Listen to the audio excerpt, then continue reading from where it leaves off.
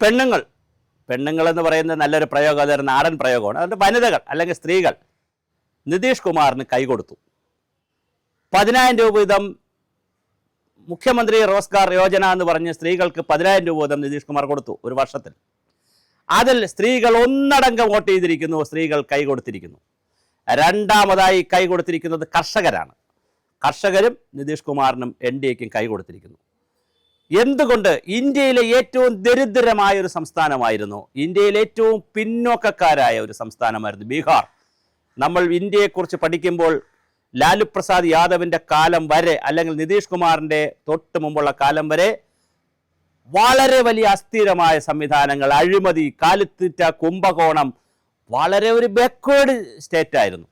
എന്നാൽ നിതീഷ് കുമാർ അത്ഭുതങ്ങളൊന്നും ഉണ്ടാക്കിയില്ല. പക്ഷേ ഒരു സ്റ്റേബിൾ ഗവൺമെൻറ് ഉണ്ടാവുമെന്ന് ജനങ്ങൾക്കൊരു ബോധം വന്നു.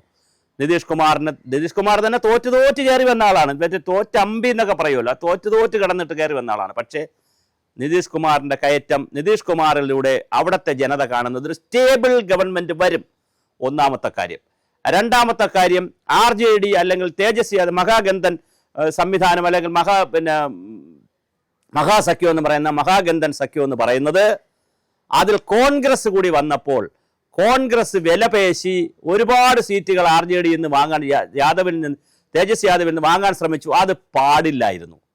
കാര്യം കോൺഗ്രസിനെ സംബന്ധിച്ചിടത്തോളം അവിടെ ഇപ്പോൾ ഒരു മേൽവിലാസം ഇല്ലാത്ത രീതിയിലാണ് കാര്യങ്ങൾ പോകുന്നത്. RJD കുറെ കൂടി നില മെച്ചപ്പെടുത്തി വന്നിട്ടുണ്ട്. കോൺഗ്രസിനെ സംബന്ധിച്ചിടത്തോളം അവിടെ ശക്തരായ നേതാക്കളില്ല.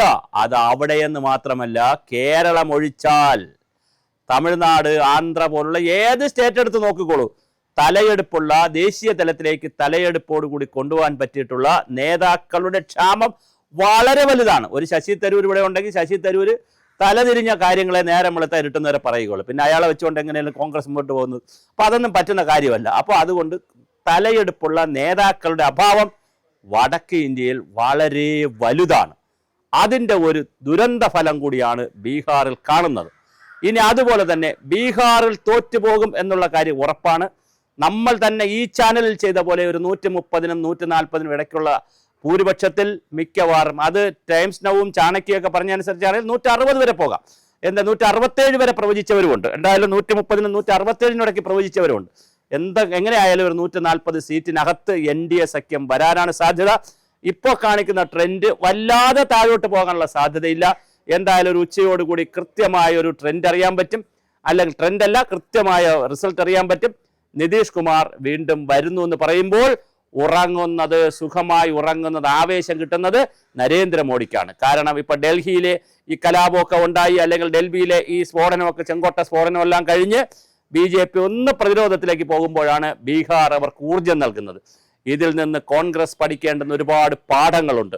കോൺഗ്രസ് പഠിക്കേണ്ട പാഠം, രാഹുൽ ഗാന്ധി എന്ന് പറയുന്ന ഡൽഹിയിലെ നേതാവിനെ ഇറക്കി ബീഹാറിൽ കൊണ്ടുപോയി ബീഹാർ കൊയ്യാമെന്ന് വിചാരിക്കരുത്. അങ്ങനെ ഇന്ത്യൻ സ്റ്റേറ്റുകളിൽ ഒരു ദേശീയ നേതാവിനെ ഇറക്കി കൊയ്യാമെന്ന് കരുതരുത്. അത്രയ്ക്കൊരു കരിസ്മാറ്റിക് ലീഡർ അല്ല അദ്ദേഹം. അതേസമയം അദ്ദേഹം ഉയർത്തിക്കൊണ്ടിരുന്ന വിഷയങ്ങളും ഇന്ത്യൻ ജനത അല്ലെങ്കിൽ ബീഹാർ ജനത കളഞ്ഞു എന്നുള്ളതാണ്. അവിടെ SIR-നെതിരെ, സ്പെഷ്യൽ ഇൻറ്റൻസീവ് റിവിഷനെതിരെ, ഇലക്ഷൻ കമ്മീഷനെതിരെ വലിയ തോതിലാണ് രാഹുൽ ഗാന്ധി ബഹളമുണ്ടാക്കിയത്. ഇപ്പോൾ യഥാർത്ഥത്തിൽ ചിരിക്കുന്നത് ഇലക്ഷൻ കമ്മീഷനാണ്. ഇലക്ഷൻ കമ്മീഷൻ പറയും, ഞങ്ങൾ സത്യസന്ധമായ തെരഞ്ഞെടുപ്പ് നടത്തി, രാഹുൽ ഗാന്ധി സംഘവും അമ്പേ പരാജയപ്പെട്ടു എന്ന് പറയും. അതൊക്കെ പറയിക്കേണ്ട സാഹചര്യമില്ലായിരുന്നു. അവിടെ രാഷ്ട്രീയം ചർച്ച ചെയ്യപ്പെടണം, അവിടെ കൃത്യമായി ജനങ്ങളുടെ വിഷയങ്ങൾ ചർച്ച ചെയ്യപ്പെടണം, സ്ത്രീകളുടെ വിഷയങ്ങൾ ചർച്ച ചെയ്യപ്പെടണം. നമ്മൾ നേരത്തെ സൂചിപ്പിച്ചു, 2 ഘടകങ്ങൾ കൊണ്ട് അല്ലെങ്കിൽ 3 ഘടകങ്ങൾ കൊണ്ട് പറഞ്ഞാൽ ഒരു 4 ഘടകങ്ങൾ കൊണ്ട് നമുക്ക് ബീഹാർ NDA സഖ്യം തിരിച്ചു വരുമെന്ന്, അല്ലെങ്കിൽ അവർ തന്നെ പിടിക്കും. ഒന്ന്, നിതീഷ് കുമാറിൻ്റെ ഒരു നേതൃത്വം വളരെ പ്രധാനമാണ്. അത്ര വലിയ നേതൃത്വം അപ്പുറത്തില്ല. 2, വനിതകൾക്ക് കൊടുത്തിരിക്കുന്ന സഹായം, 10,000 രൂപ കൊടുത്തിരിക്കുന്ന വലിയ സഹായം. 3, സീതാദേവിക്ക് ക്ഷേത്രം വരും. ഇനിയിപ്പോൾ അത് വരാനാണ് സാധ്യത.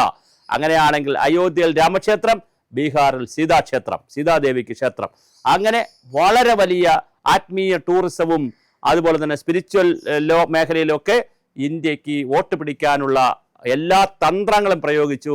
ആ തന്ത്രങ്ങൾ വിജയിച്ചു എന്നാണ് നമ്മൾ മനസ്സിലാക്കേണ്ടത്. ഇന്നത്തെ ട്രെൻഡ് കാണുമ്പോൾ, അല്ലെങ്കിൽ ഇപ്പോൾ കാണുന്ന ഒരാവേശം കാണുമ്പോൾ, ബീഹാറിൽ വളരെ കൃത്യമായി NDA സഖ്യം ജയിക്കും, അല്ലെങ്കിൽ നിതീഷ് കുമാർ ജയിക്കുമെന്നാണ് മനസ്സിലാകുന്നത്. അങ്ങനെ വരുമ്പോൾ അത് കേരളത്തെയും ബാധിക്കും. ഇവിടെ തദ്ദേശ സ്വയംഭരണ തെരഞ്ഞെടുപ്പ് നടക്കുകയാണ്. എങ്ങനെയാണ് ഇനി രാഹുൽ ഗാന്ധി ഇവിടെ വന്ന് നിന്നിട്ട് രാജീവ് ചന്ദ്രശേഖരനെയും BJPയെയും എതിർത്തുകൊണ്ട് സംസാരിക്കാൻ കഴിയുക?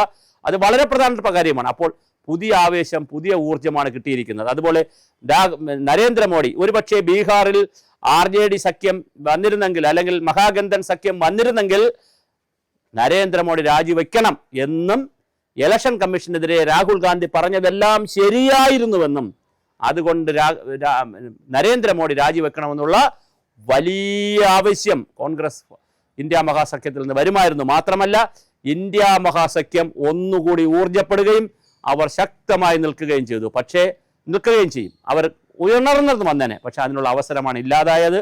വലിയ വീഴ്ചയാണ് കോൺഗ്രസിന് സംഭവിച്ചിരിക്കുന്നത്. ആ വീഴ്ചയിൽ നിന്ന് കോൺഗ്രസ് പാഠങ്ങൾ പഠിക്കുമോ? ഇന്ത്യയുടെ ചരിത്രം പരിശോധിക്കുമ്പോൾ ഇന്ദിരാഗാന്ധിയുടെ കാലത്തിന് ശേഷം, പ്രത്യേകിച്ച് രാജീവ് ഗാന്ധി കൂടി അങ്ങ് പോയതിനു ശേഷം അങ്ങനെ പാഠങ്ങൾ പഠിക്കാൻ തയ്യാറല്ല എന്നുള്ളതാണ് കാണുന്നത്. അല്ലെങ്കിൽ എന്തുകൊണ്ട് പുതിയ പുതിയ നേതാക്കളെയും നേതൃത്വത്തെയും ഉള്ളവരിൽ മിടുക്കരെയും താഴെ സ്റ്റേറ്റുകളിൽ നിൽക്കുന്നവരെ മിടുക്കരായി ദേശീയ തലത്തിലേക്കും പുതിയ ആളുകളെയും എന്തുകൊണ്ട് കൊണ്ടുവരുന്നില്ല എന്നുള്ളൊരു ചോദ്യം വളരെ പ്രധാനമാണ്. കേരളം പോലുള്ള സ്ഥലത്ത് തന്നെ നിങ്ങൾ നോക്കൂ, എന്തുമാത്രം ഗ്രൂപ്പാണ് ഇവിടെ നേതാക്കൾ തമ്മിലുള്ളത്. ഇതില്ലാതിരുന്നുവെങ്കിൽ നല്ലൊരു പ്രതിപക്ഷം ഇന്ത്യക്ക് ആവശ്യമുണ്ട്. ആ പ്രതിപക്ഷം നാളത്തെ ഭരണപക്ഷമാകാം. നാളെ ഭരണപക്ഷമാകാം. എപ്പോഴും പ്രതിപക്ഷത്തിരിക്കണമെന്നല്ല ഞാൻ ഈ പറയുന്നത്, ഉദ്ദേശിക്കുന്നത് ഭരണപക്ഷവുമാകാം. അപ്പോൾ ഭരണപക്ഷത്തിൽ വരികയും പ്രതിപക്ഷത്തിൽ വരികയും ചെയ്യുന്ന ശക്തമായൊരു നേതൃത്വം ഇന്ത്യക്ക് എന്നാണ് ഇനി കോൺഗ്രസ് ഉണ്ടാക്കി കൊടുക്കുക. ഒരു കാര്യം കൂടി ബീഹാറിൽ നടന്നു. ഒരു പക്ഷേ BJPക്ക് സീറ്റ് കുറയുകയും കോൺഗ്രസിനും RJDക്കും നിതീഷ് കുമാറിനും കുറേ സീറ്റ് കിട്ടിയിരുന്നെങ്കിൽ നിതീഷ് കുമാർ ചിലപ്പോൾ ഇപ്പുറത്ത് വരാനും തേജസ്വി യാദവുമായി സഖ്യമുണ്ടാക്കി, അല്ലെങ്കിൽ അങ്ങനെ ഒരു ഗവൺമെന്റ് വന്നിരുന്നെങ്കിലും ചിലപ്പോൾ അത്ഭുതപ്പെടാനില്ല. പക്ഷെ എല്ലാ കണക്കുകൂട്ടലുകളെയും തെറ്റിച്ചുകൊണ്ട് എക്സിറ്റ് പോളുകൾ പറഞ്ഞതുപോലെ തന്നെ 130നും 140നും ഇടയ്ക്കുന്നൊരു ഫിക്സേഷനിലേക്ക് പോകുന്നു എന്നാണ് തോന്നുന്നത്. ചിലപ്പോൾ അത് കുറച്ചുകൂടെ കൂടാം. എന്തായാലും ഇപ്പോൾ കാണിച്ചുകൊണ്ടിരിക്കുന്ന ട്രെൻഡ് കോൺഗ്രസിൻ്റെയും RJDയുടെയും അതായത് തേജസ്വി യാദവിൻ്റെയും സീറ്റുകൾ കുറഞ്ഞ് വന്നുകൊണ്ടിരിക്കുന്നതാണ്. ഇനി എത്ര കണ്ടത് കുറയും എന്നുള്ളത് നമുക്ക് കാത്തിരുന്ന് കാണാം. എന്തായാലും നിതീഷ് കുമാർ അവിടെ വളരെ ശക്തമായി മുന്നോട്ട് പോകുന്നു. NDA സഖ്യം നിതീഷ് കുമാറിൻ്റെ പാർട്ടിയും NDA സഖ്യവും വലിയ ഹൈപ്പാണ് ഉണ്ടാക്കിയിരിക്കുന്നത്. ആ ഹൈപ്പ് ഇന്ത്യയിൽ ഇനി വരാനിരിക്കുന്ന തിരഞ്ഞെടുപ്പുകൾക്ക്, ഇന്ത്യയിലേക്ക് ദേശീയ തിരഞ്ഞെടുപ്പിന് കുറച്ച് കഴിഞ്ഞേ വരത്തുള്ളൂ നാഷണൽ ഗവൺമെൻറ്റിന്. അതേസമയം മറ്റ് സംസ്ഥാനങ്ങളിൽ, പ്രത്യേകിച്ച് കേരളത്തിൽ നടക്കാനിരിക്കുന്ന തെരഞ്ഞെടുപ്പിന്, തമിഴ്നാട്ടിൽ വരാനിരിക്കുന്ന തെരഞ്ഞെടുപ്പിന്, ഈ രാജ്യത്ത് വരാനിരിക്കുന്ന ഒരുപാട് തിരഞ്ഞെടുപ്പുകൾക്ക് ഇന്ത്യ സഖ്യത്തിന് വലിയ തിരിച്ചടിയായി പറഞ്ഞുകൊണ്ട് പിന്നോക്കത്തേക്ക് പോകുന്ന രീതിയിലാണ് കാര്യങ്ങൾ വന്നിരിക്കുന്നത്. അത് ശരിയല്ല. ഇന്ത്യ സഖ്യം കുറെ കൂടി വ്യക്തമായ നേതൃത്വത്തിൻ്റെ കീഴിൽ, അത് രാഹുൽ ഗാന്ധി തന്നെ വേണമെന്നില്ല, കോൺഗ്രസ് തന്നെ വേണമെന്നില്ല, സഖ്യകക്ഷികളായാലും ഇനി മമതാ ബാനർജിയോ സ്റ്റാലിനോ നമ്മുടെ പിണറായി വിജയനോ ആരും ആയിക്കോട്ടെ, വളരെ ശക്തമായ ഒരു പ്രതിപക്ഷം ആയി വളർന്നു വന്നാൽ നാളത്തെ ഭരണപക്ഷത്തെക്കുറിച്ച് അവർക്ക് ചിന്തിക്കാം. അല്ലാത്ത പക്ഷം വീണ്ടും തോൽക്കുന്ന കാഴ്ചകളായിരിക്കും നമ്മൾ കണ്ടുകൊണ്ടേയിരിക്കുക.